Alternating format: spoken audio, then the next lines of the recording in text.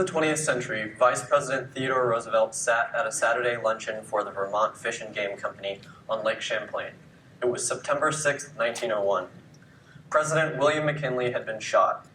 Upon hearing the news, Roosevelt and his wife Edith rushed to Buffalo, New York, and a week later, a messenger came and told them that McKinley was on his deathbed.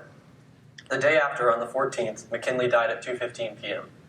Roosevelt was sworn in as president, and with him came a new era, an era that was defined by the Progressive Revolution. At the founding, the theory of the American government was placed on the shoulders of Thomas Jefferson's famous words. We hold these truths to be self-evident, that all men are created equal, that they are endowed by their Creator with certain unalienable rights, that among these are life, liberty, and the pursuit of happiness, that to secure these rights, governments are instituted among men, deriving their just powers from the consent of the governed.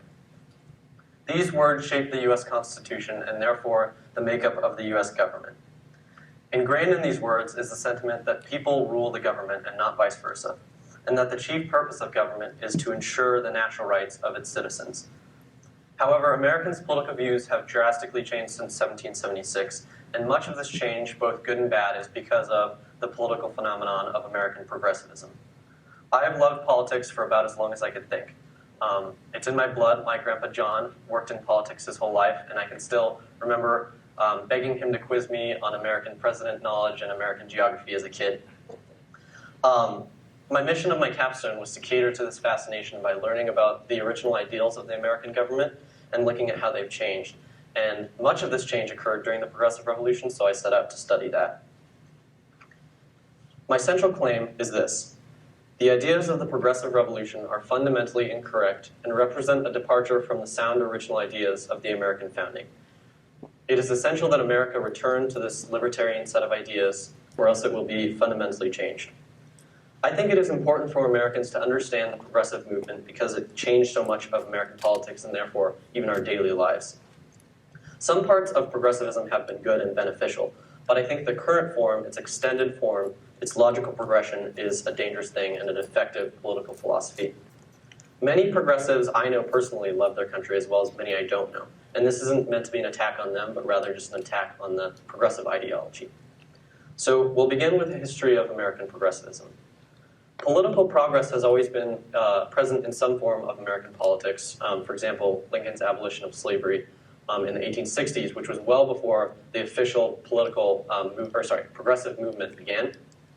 But the actual official event, the Progressive Revolution or the Progressive Movement, began at 1900 especially with the presidency of Teddy Roosevelt. Roosevelt was a highly active president. He was a progressive Republican.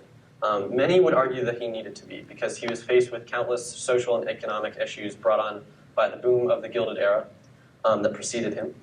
Roosevelt regulated monopolies. He protected collective bargaining. He ensured that what little lands America had left untouched would be preserved. And whether you think Roosevelt used his bully pulpit, as he called it, to overreach his power past its constitutional bounds as president, it's undeniable that he primed the political landscape for beneficial social changes later on in the century. And two of these changes are Woodrow Wilson's signature on the 19th Amendment guaranteeing women the right to vote, and the Civil Rights Movement, which, of course, these are good progressions. These two progressions, in particular, their purpose was to go back to the founding and to ensure the natural rights of citizens, like life and liberty and the pursuit of happiness or property. And this wasn't a step away from the founding as the modern progressive ideology is. So the de facto founder of American progressivism was the 20th century American psychologist and philosopher John Dewey. Of course, Dewey wasn't anti-America or anti-freedom, nor was any of the progressive presidents we've had. But I think some of their ideas were fundamentally flawed and lead to problems. So at the center of Dewey's ideology and the progressive ideology as a whole is the philosophical doctrine of historicism, which was founded by 18th century German thinker G.W.F. Hegel. And according to Thomas West, historicism claims that all human thought is rooted in a particular time and place so that the human mind can never escape the limitations of its own time. Moreover, the individual becomes a product of a historical context. There can be no natural rights because there is nothing of any value that human beings possess that they can be said to have a right to. So In historicism and progressivism, human nature is a product of history, not of God, and it's constantly changing, it's not set.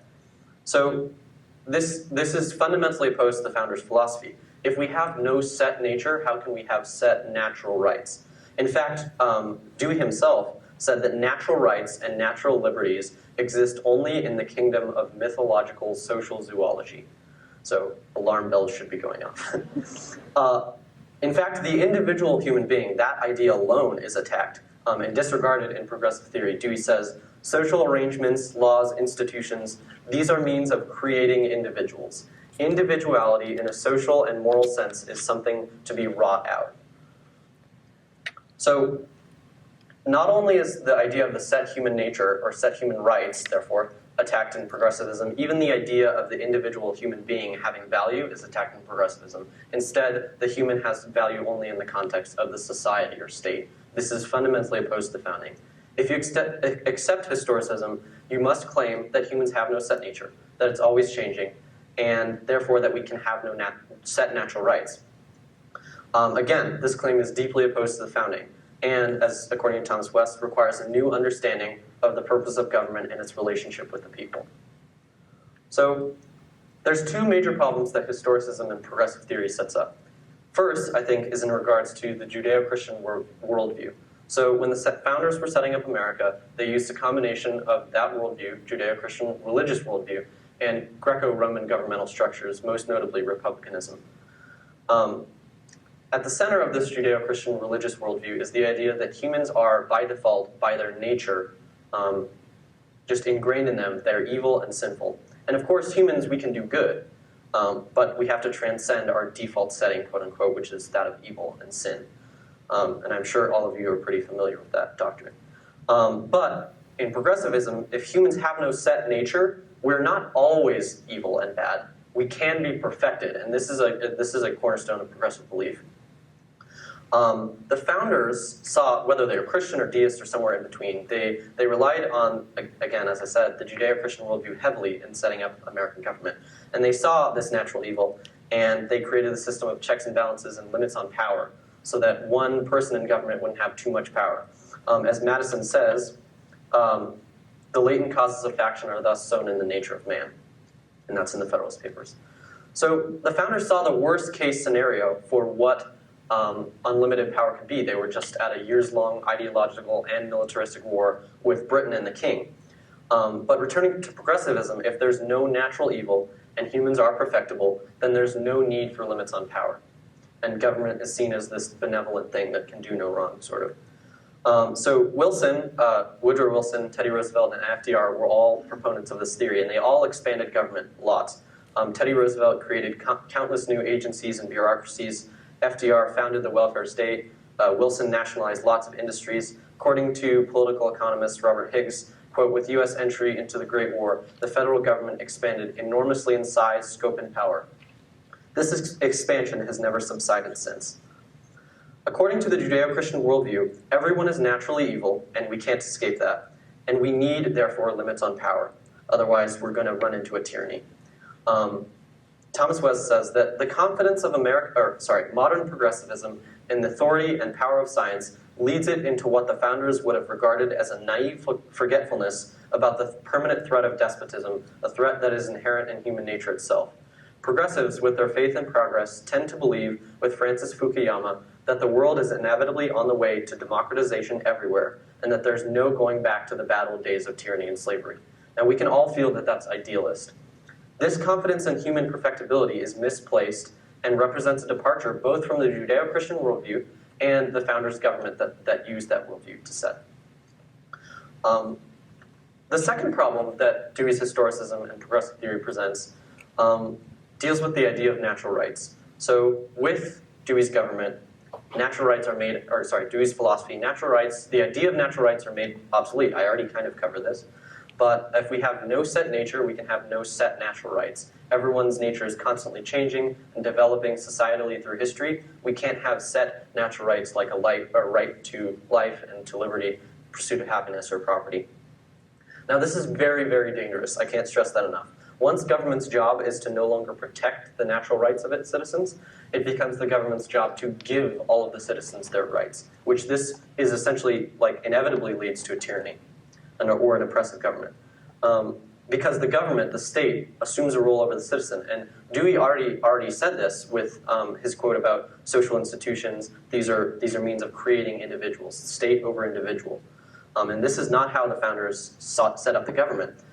I don't mean to be alarmist, but when you combine unlimited power with a belief in human perfectibility and the idea that humans have no natural rights, you arrive at something like a Nazi Germany or a Soviet Russia or Mao's China.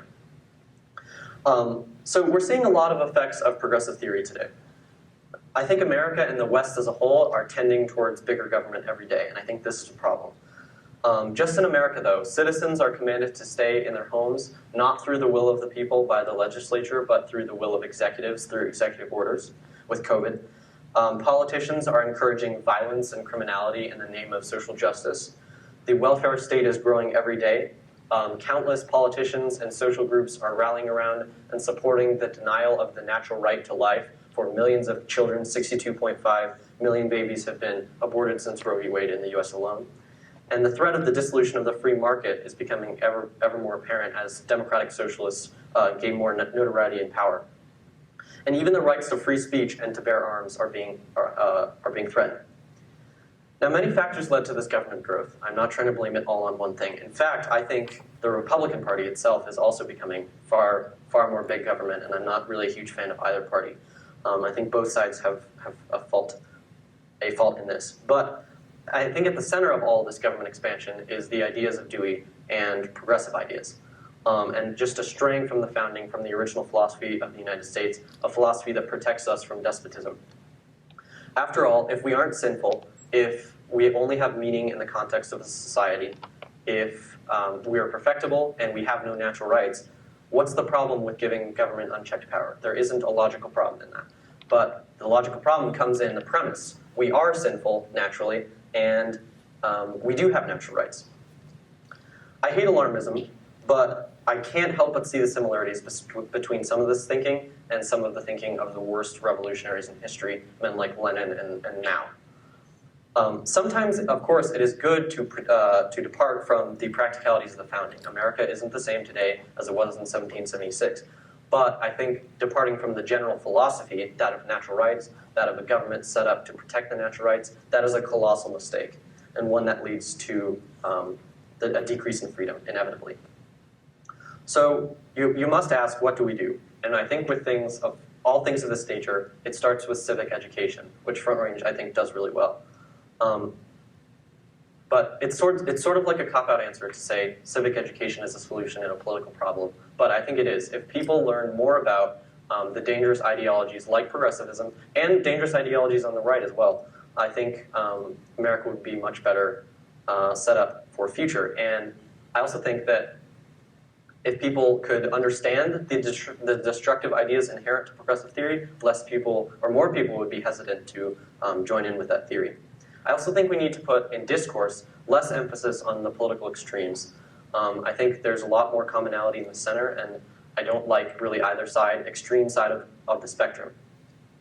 I hope by listening to the speech you've understood that I don't at all like modern left ideology or modern progressive ideology.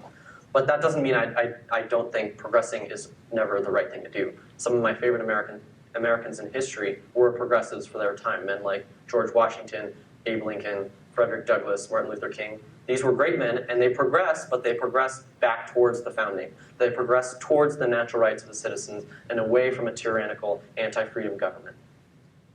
So I don't always think conserving the status quo is the best choice. I think we should carefully pick and choose which solution and ideas is best suited for the problem at hand, and not just rely on bleed red or bleed blue politics. I think that's divisive and tribalistic and gets us nowhere. So don't be confined by dogma. I think we need to refine our language and think before we speak. I think we need to see the political opponent first as a person, rebuke dogmatism in every form, I think we need to hold dear the original ideas of America that made the country so great and so free and gave us such longevity, and resist the ideas that want to destroy them. And I think it's sort of cliche, but I think we do need to keep God at the center. Going back to the Judeo-Christian worldview, we should keep the Judeo-Christian worldview and the Judeo-Christian God at the center of our politics, because the ideas that come from him are the ideas that set up our government and made it so successful. As Psalm 32:12 says, "Blessed is the nation whose God is the Lord, the people he has chosen for his inheritance." And I think I'll leave you today with a quote from Calvin Coolidge, and that is, "There is only one form of political strategy in which I have any confidence, and that is to try to do the right thing and sometimes be able to succeed." Thank you.